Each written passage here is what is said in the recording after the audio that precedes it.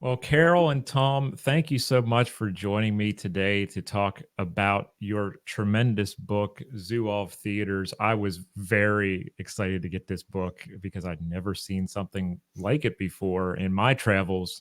So I do appreciate your time today. Well, thank you. Thank you. We're happy to be here. Yes, it's fantastic. And I think this is the first interview I've ever done where I've had two people on one camera. So this is new for me. I'm glad Let we're alone all a married together. couple. Yes, yes, I'm And glad. writing a book together was new for us too. Was it? Yeah. Was it? What was that experience like as a couple doing this? Um, well, I think it's relatively unusual for historians to write to co-author things anyway. Mhm. And but on the whole, it was good. We're still together. We're still happy. That's good news. And it was fun. Yeah. It was a lot of fun. I mean, Zouave are a fun topic. They're a serious topic, but there's a lot of fun to it. And I think it was it made the book, I think, mostly easier. Tom might disagree with me, but because a lot of the big ideas of the book got sort of hashed out, the big ideas, the structure of the book, they got hashed out at the dining room table. It's Mhm. for one thing, it's a good way to not talk shop about like jobs and work, to talk about actual history in Zouave and our project. Mhm. So that It was fun to be able to share the nuggets that you find in research, and to build up the enthusiasm of that by sharing it. Mhm. The editorial process could be a negotiation at times, I was wondering. but I was yeah, the wondering if there hash was some. I was wondering if there were some extra red lines that you weren't expecting, or something exactly. along that way. Yeah, the hashing out the writing sometimes could be tense, but it's Mhm. true. I have a whole series of emails that Tom sent me over the course of writing this book, all of which are titled Zouave of the Day. And, one of them is like a picture of Teddy Roosevelt, age 4, in his little Zouave Mhm. uniform. And it was the cutest he ever was in his whole life. He was precious. And sort of things like that, and being able to share it immediately was a lot of fun. Were there any moments where you thought, okay, my other half would be better at working on this than me as far as this segment of the story? Because sometimes I'm married to someone also who loves to write and edit my work, and we have those tense moments where I'm like, you're kind of erasing my voice in a way where this is the way I talk. Do you have those kind of moments where you're like, Tom may be better at researching this one segment than me, or Carol may be better at researching this one segment than me, and you can work off of each other? Or did A you lot have of the book something that does was like, break oh, down. A lot of the book does break down into Carol's chapters and my chapters. Carol mm, is a historian of Europe and France and Roman Catholicism, and mm, the sections about the origin of the Zouaves in the French army, and then the papal Zouaves defending the sovereignty of the Pope, where those are her chapters. mhm, The chapters about the United States were mine, okay. and the sixth chapter kind of breaks into sections along those lines. So a lot of things were, kind of her, at least in the initial drafting phase, her parts and my parts. But then we handed things back and forth. Yeah, So, just as an example, we ultimately decided that some of the material on the Italian that's right. War, which Mhm, was a highlight for French Zouave, actually needed to go in the Civil War chapter because Americans were much more aware of what was going on in the Italian War in 1859 than they were in the Crimea a few years earlier, just because Italy was much more accessible. There was much more news. mhm, So, I did a lot of the Italian War work, but then handed it to Tom for his That's right. chapter. Right. mhm. How did this research develop? Why the Zouaves? Well, it started out as my project. And like Tom said, I'm a historian of Roman Catholicism, and I have been interested for years in the end of papal sovereignty over Italy, and especially the city of Rome. And so this project actually came out of um, a, an article that I wrote on the pontifical Zouaves. So young men from all over Catholic Christendom who volunteered to defend the Pope's rule over Italy. And so I was writing about that in terms of devotional culture um, and not surprisingly, one of the questions that came to mind was, why in the world would all these devout young Catholic men decide that they should dress as Muslim tribesmen to defend the Pope? And not surprisingly, that is a question that they asked themselves at the time, and they answered that absolutely they should, that this was an entirely suitable uniform for young Catholics. But it was starting there with the pontifical Zouave that made me think that there was something about the uniform, right? Not just the devotional culture, not just the kind of military activity, but the actual uniform that was worth pursuing, and that it would be good to sort of think about the global diffusion of the uniform. And I initially thought there's an article in this, right, about the global spread of the Zouave look. And it turned out, especially when we added the United States and the Civil War components in, that there's a lot more than an article. Yeah, there are a lot of chapters of multiple books you could go with some of these, because it's a fascinating subject. And for many of us who think of the Pope or think of Rome, we think of his guards, and that's about it. And I had never put the Zouave component into it. So I was learning through each page as a converted Catholic. I was like, oh, I never knew this history of the church.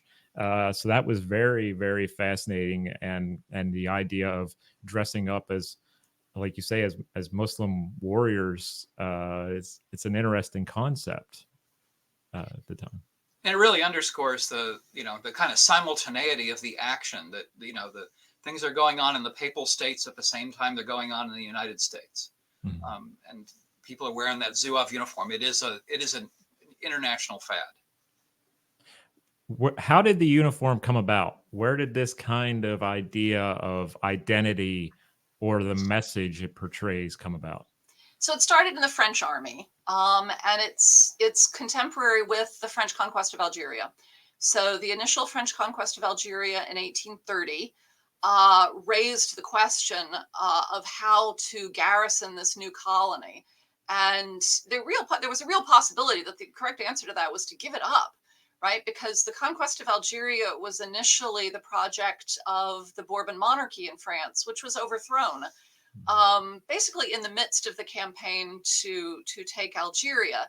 And one possibility for the July monarchy that succeeded the Bourbon monarchy was to give it up, right? Why pursue your predecessor's expensive colonial scheme? But instead, they decided that they were going to pursue empire, that there was going to be a French empire in North Africa.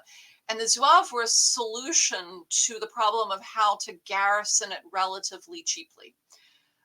So the idea was to recruit native soldiers and have them officered by Frenchmen. This is not an innovative strategy, right? This is British India. This is relatively common. But the uniform, the idea was that this would be the uniform that these native soldiers would wear. And then very quickly, the idea was that, well, we'll have a mixed unit of native soldiers and Frenchmen, particularly political malcontents, if we can send them out of Paris and to Algeria, and that this uniform will kind of meld together Frenchmen and native North Africans into this coherent fighting force. Now, that actually didn't work out particularly as planned. An awful lot of the native recruits deserted, often with their weapons, which was a problem. But what did work out was the idea that Frenchmen would appreciate wearing this native uniform, and the idea that Frenchmen would assume this uniform that's basically a sort of French fantasy of what North Africans might wear into battle. And that was an enormous success. And from the very beginning, really from 1830 on, it was a huge success, and it appealed to volunteers. So the Zouave is closely associated with French colonial rule in North Africa, really from its very first months till the very end in 1962, when the French leave North Africa and the Zouave units are disbanded. Yeah, that was what was remarkable to me, was that the uniform, or the idea of the uniform, survived for so long. And we could talk about it later. I thought the poilu in the First World War would have ended it, but apparently it kind of stuck around. But with those early days of trying to appeal to Frenchmen to don this kind of uniform. How was that used in marketing to say, hey, you want to wear this uniform, you want to look good, you want to be elite in some ways, compared to others who are just wearing, the standard. How was that marketed to the people of France or to young men of France? Well, its initial phase it is largely a North African phenomenon. The marketing, I would say, really picks up with the Crimean War because the Crimea is the Zouaves' first venture outside of North Africa. And it's their first time to be tested against another European army, right, against the Russian army. And the Crimea is also important, and there's more and more scholarship today recognizing the importance of the Crimea as really the first sort of modern media war. There are newspaper reporters covering it. There are artists producing sketches that get turned into lithographs that appear in the illustrated press back in Europe very quickly. There are letters to the editor in which families share letters they've received from their soldiers, and so there's a real back and forth between home front and war that is new in the Crimea, and Zouaves are absolutely the star of that show. Zouaves sell newspaper copy. They appear in the illustrations. They make good stories.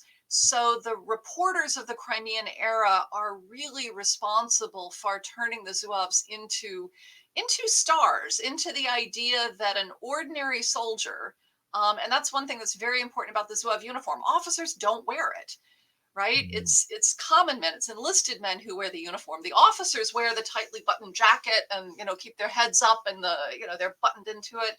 Soldiers are the ones who get to wear this very flashy outfit.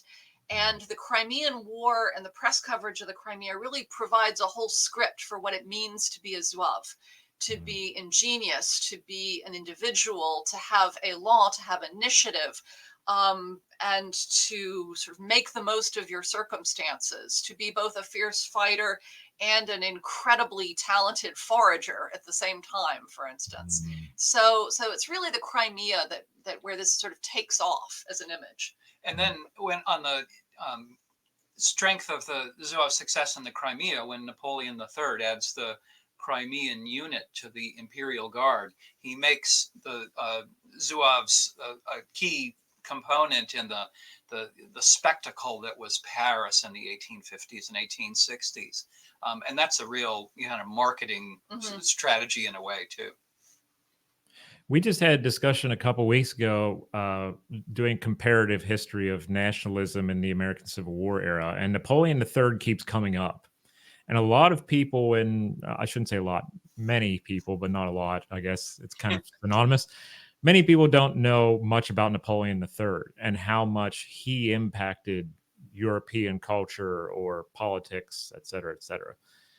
What was his ideas of this kind of Zouave / foreign force at this time? Because he seems to have his hands in a lot of things going on in Europe, and this is one of those.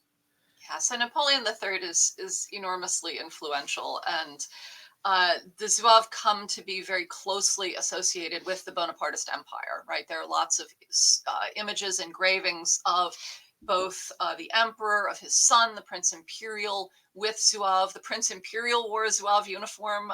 So as a little boy, 7 or 8 years old, he reviewed troops dressed as a Zouave.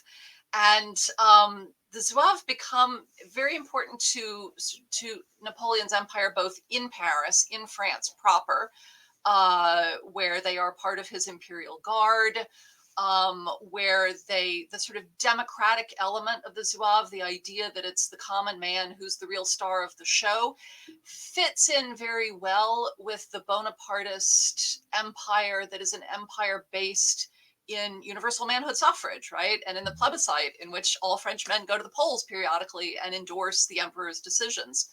The Zouave are also really important to the idea of French empire that Napoleon III develops, which is significantly different from that of his uncle, the first Napoleon. So Napoleon III's North African empire, he refers to it as an Arab kingdom so that it is in certain ways separate from France, right? It is not going to be directly ruled, and that he will rule in the interests of Arabs. And dressing French soldiers as Arabs then is very important in this notion of a French empire that will rule in the interests of, in conjunction with Arab and other, right, other colonized peoples. And also the way that the Zouave is sort of the cultural instrument of power, which is another trademark of Napoleon III, right? I mean, the guy who makes the Louvre, the modern Louvre. The Zouave is an artistic subject for paintings from before Napoleon III through the empire, and that fits well with the strategy of his his regime to mobilize culture, popular culture, and high culture. Tom, was it this popular culture that really drove Americans to want to wear the uniform?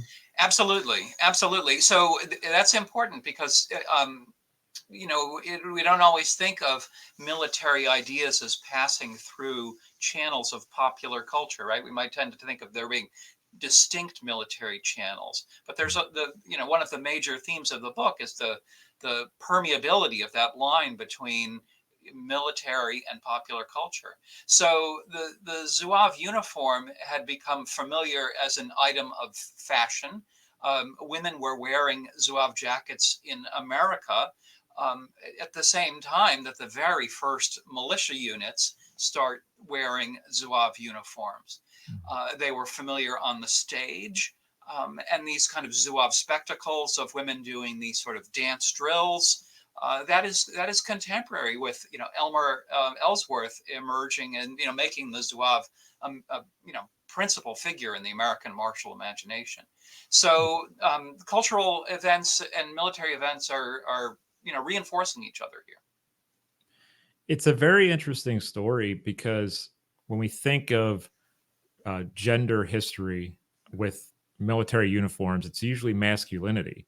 But now this uniform goes, I guess it goes both ways, as you would say. You have women who are dressing up in this uniform for stage performances, for patriotic reasons, et cetera, et cetera. And then you have men who are also taking part in stage performances and artistic reviews and things like that, but mainly for a military cause. It's a fantastic crossover, if you will, with this that I had never thought of before as being a little bit different in the eyes of gender historians and the interdisciplinarity of this concept. The Zouave uniform was really liberating for the men and the women who wore it, right? It licensed all kinds of behavior that in normal polite society would not be acceptable. So yes, the male Zouave in drag on stage is an important piece of Zouave fame in the Crimea. The Zouaves put on stage performances. They're well known for them. They're funny. They're rude. And they always feature men in drag. Not because there weren't women, right? There were women. In fact, the Zouave Vivandière is also a famous figure in her own right. She takes the ticket money. The Zouave wears the dress himself. And the Zouave uniform basically authorizes that kind of crossing barriers, letting fierce Zouaves be female drag performers, letting women dress as Zouave. That I think was enormously appealing in the 19th century, that the uniform allowed people the liberty to explore all kinds of roles that would not otherwise be legitimate, including, of course, racial cross-dressing, right? It allows Frenchmen to dress up as fierce North Africans. Right. It was a uniform that was also a costume, and a costume in the sense in which we think of theatrical costumes as a crucial part of playing a role. And the Zouave could be several different roles, or a variety of roles. And so, for example, there were Americans who tapped into and emulated the kind of rowdy, saucy, vision of the French Zouave. There was Ellsworth and his, elaborately choreographed precision drill. There were African Americans who saw this as, recognition of a Black martial heritage, and who very much embraced the Zouave uniform as a, distinctively Black military look. So, it could provide different scripts for different interests.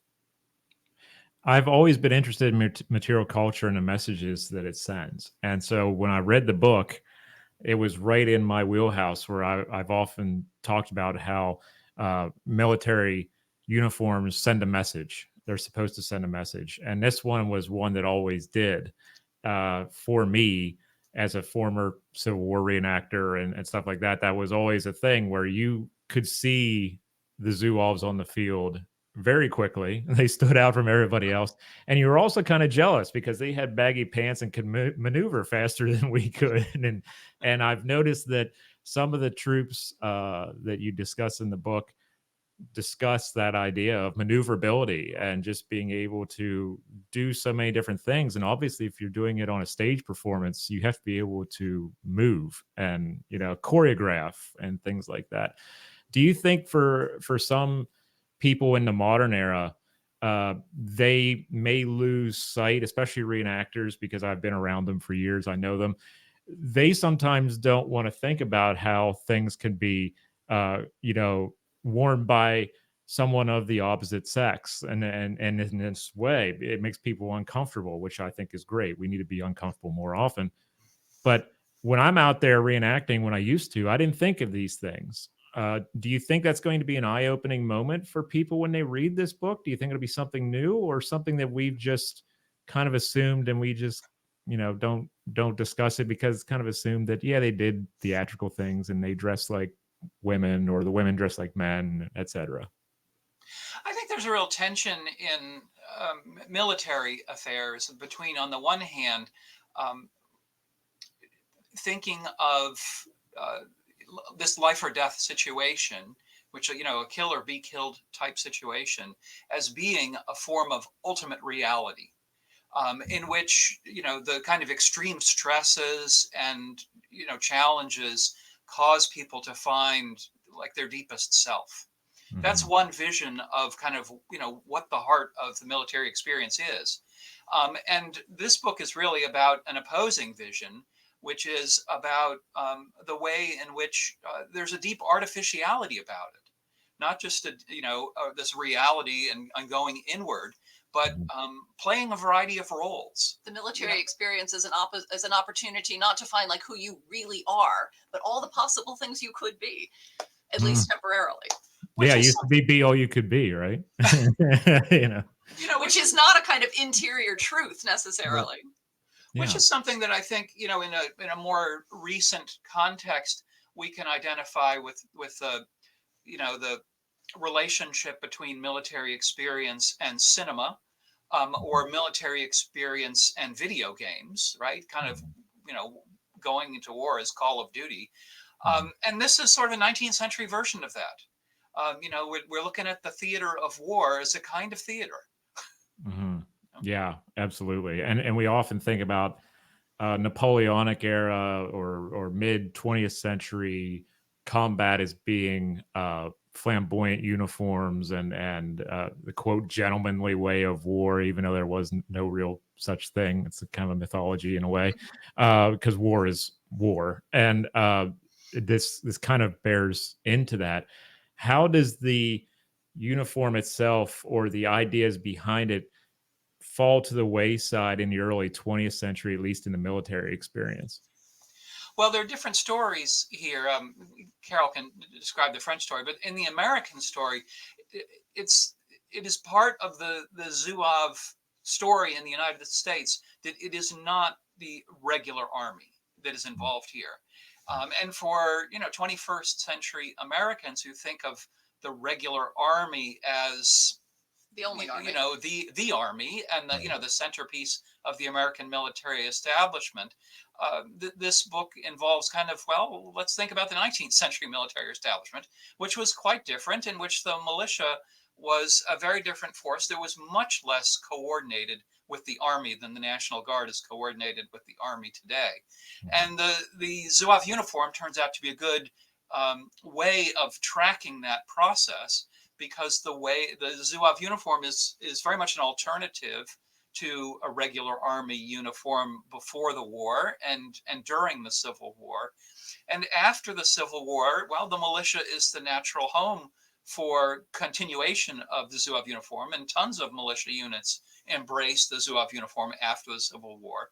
But militia reformers come to center on coordinating the state militias with the regular army more, which means pushing out those Zouave uniforms.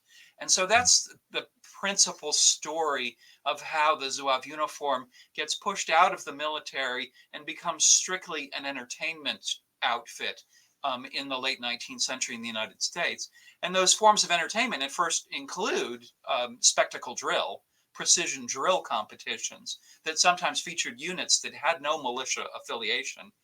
Gradually it moves out of the military into spectacle drill, vaudeville, bands, things like that, and becomes, as I say, pure entertainment. But that story, which is about the relationship between the regular army and the militia, is very different from the story in France. Yeah, because in France, the Zouaves recover fairly quickly from their association with Napoleon III's empire, and they become the quintessential soldiers of the Third Republic. So in the period, in the most intense period of 19th century empire building, the Zouaves are the soldiers that build France's Republican empire. And in many ways, the Zouave stands in for soldiers. They remain enormously popular. They continue to be figures in popular culture.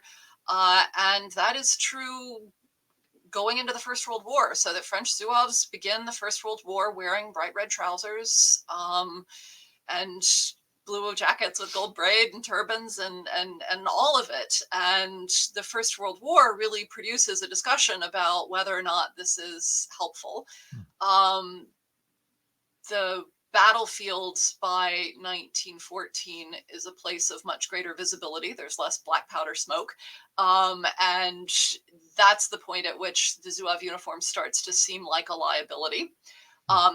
Armies on all sides really rethink how they're dressing their soldiers in the First World War. But there's serious pushback in France against the idea that all infantrymen should wear something generally camouflaging, right? There is the famous statement in which the French officer insists that le pantalon rouge, c'est la France. Red trousers are France, and that you can't be a French army unless your infantrymen are wearing red trousers. So that's the point at which the Zouave uniform becomes strictly parade dress. By the middle of the First World War, French soldiers are wearing the same kind of blue uniforms that everyone else is wearing that are meant to be camouflaging. But of course, the units don't disappear. They continue creating new units of Zouave through the First and Second World Wars. And as I think I said earlier, it's only with the end of French colonialism in Algeria, with the independence of Algeria in 1962, that the units, with all of their lore and their dress uniforms and their traditions, are disbanded. Well, as you can tell behind me, I'm in Canada, and I was really intrigued by the component that you had in the book on Canada. I had never put that together either because of Quebec and the politics of Quebec and Franco-Canadian politics and the Zouave. I had never thought of this before until I read your book. This is why I always say I'm never going to be an expert in anything. I'm always going to be a student because I can never stop learning and understanding things in different ways. This is one of those. And there's always been some tension between the French and the English in Canada. And how has the Zouave uniform been used as a political statement here in Canada? Well, this is one of the things I did not know when I started this project. So I learned all of this and was completely fascinated by it. So Quebec sent a substantial contingent of young men to Rome to fight for the Pope. And it was a major effort of the Diocese of Montreal to recruit young men.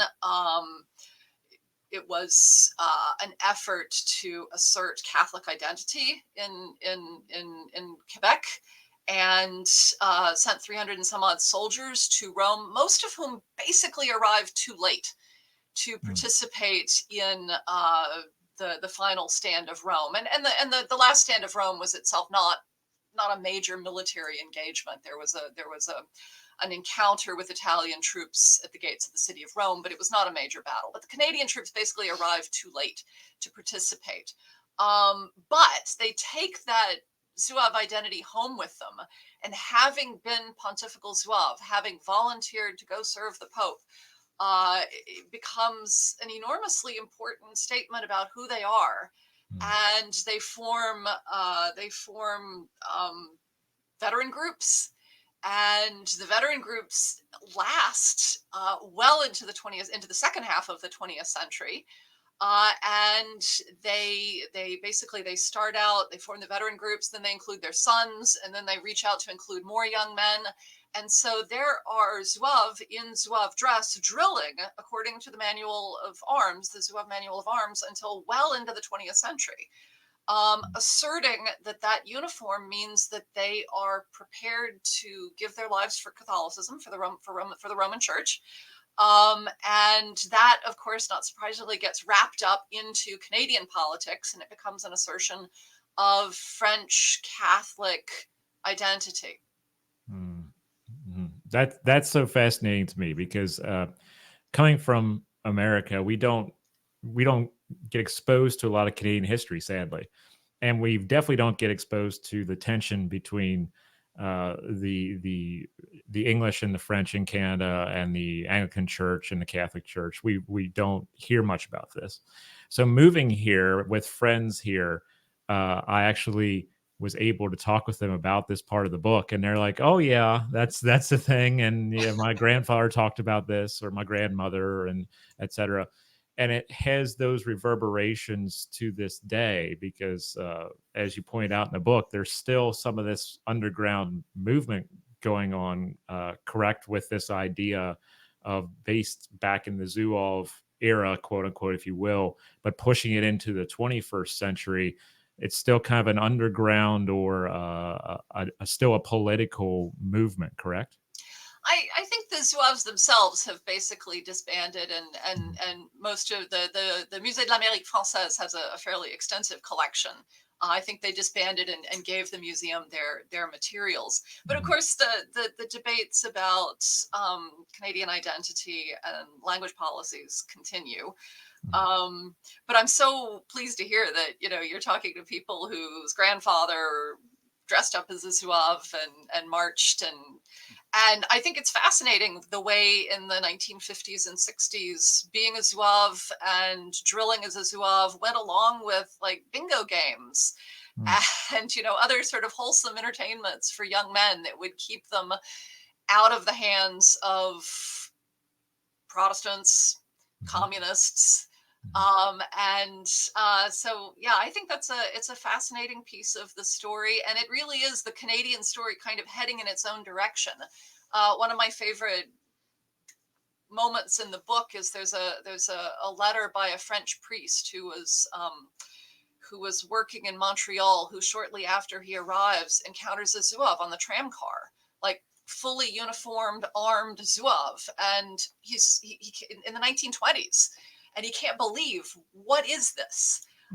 Because the Canadian Zouave they have gone their own way. And they are an important part of Canadian culture and politics that a French priest finds completely mysterious by the 1920s.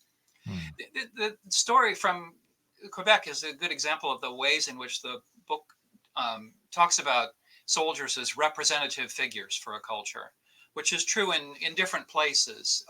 And in the case of Quebec, it illustrates that often the function of that is the parade, that they're representative figures in big public ways. And that parade or that review could be in Paris in Napoleon III. It could be in the American militia in the early 1870s, when there were plenty of American militia units that were Zouave. It could be in Quebec in the 20th century.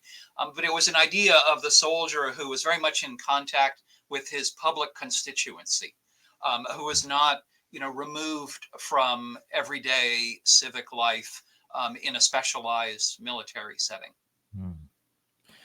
In our contemporary world, as I kind of alluded to earlier, we still see reenactors wearing these uniforms in various ways. I've even seen some of my friends wear 1914 era Zouave style uniforms to portray their First World War ancestor or someone that they admire, and it still has that aura about it when you see it, that this is different and this is very interesting. Why would someone wear this? And we keep asking ourselves this.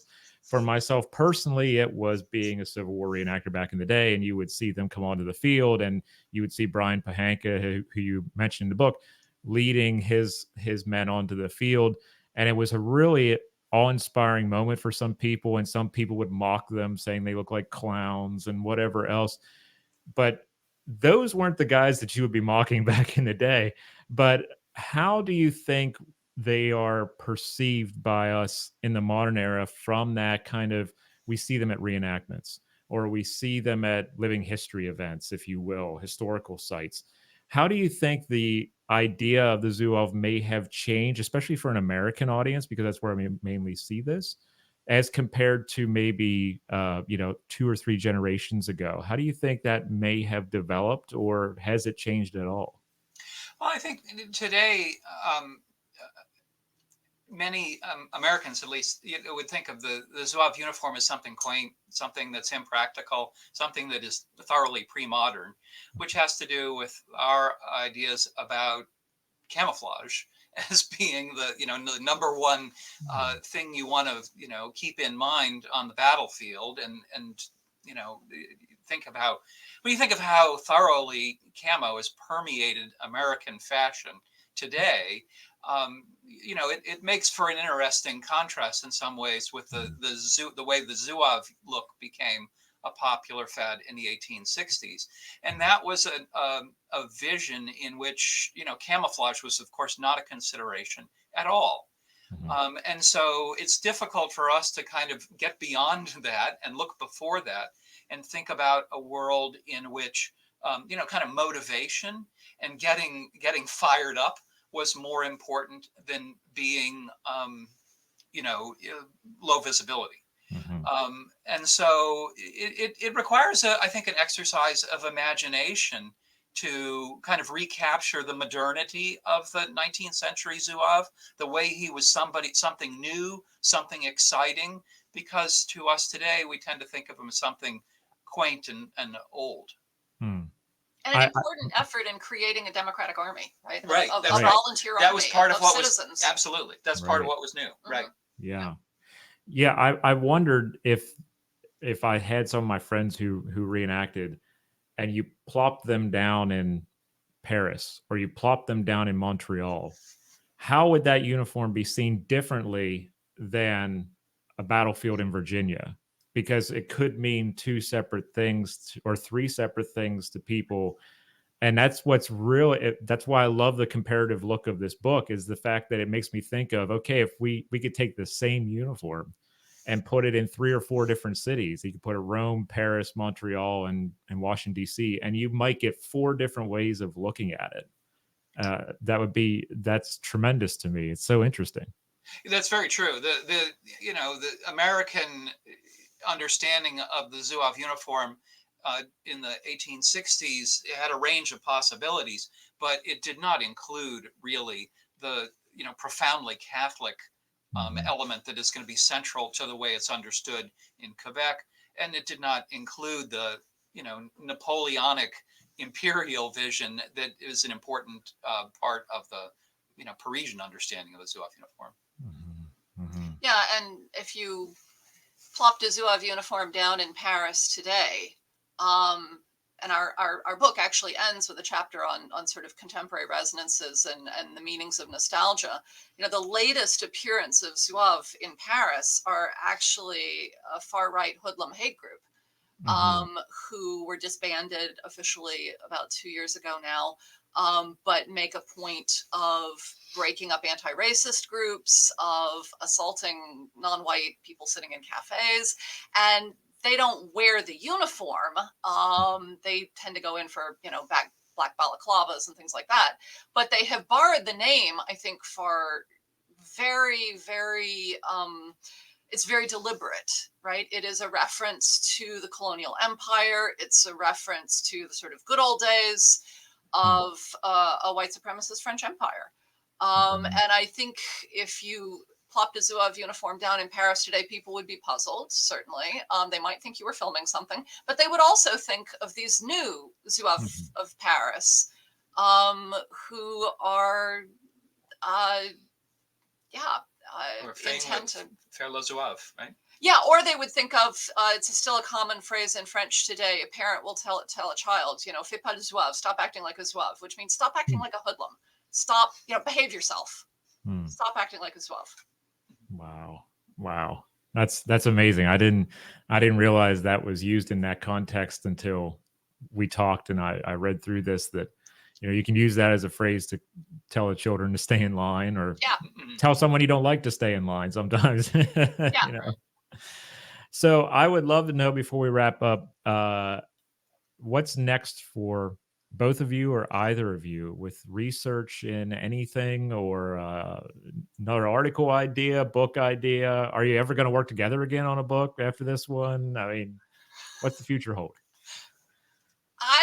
Sorry, go ahead. I would say, well, we would love to. This was a particularly appropriate kind of matching of our interests, which both cover the same time period but different places. We'd love to see this continue in a different form, kind of a museum form.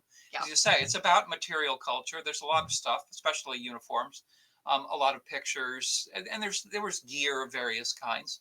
So we would love to continue working together with the Zouaves and think about a kind of museum version of it.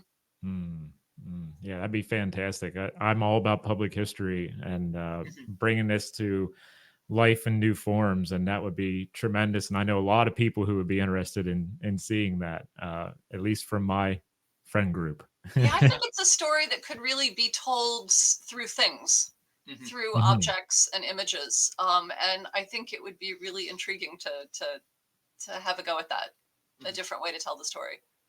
Yes, and we're very focused now as historians on comparative and interdisciplinarity, and this covers all those. So I think it would be really well received amongst our peers, and I know I would definitely be interested in going. I'd be checking out all the top stitching and stuff because I'm a nerd, and looking at the uniforms and wondering if I could get my own set. But this was a fantastic book, and I really, really appreciated your words within it. And I appreciate your time, Carol and Tom. It really does mean a lot to me. And I look forward to seeing what's next. Hopefully we'll get a museum tour or something going up here, and you never know. Oh, well, thank you so much. It's been a lot of fun to talk to somebody who's worn the uniform.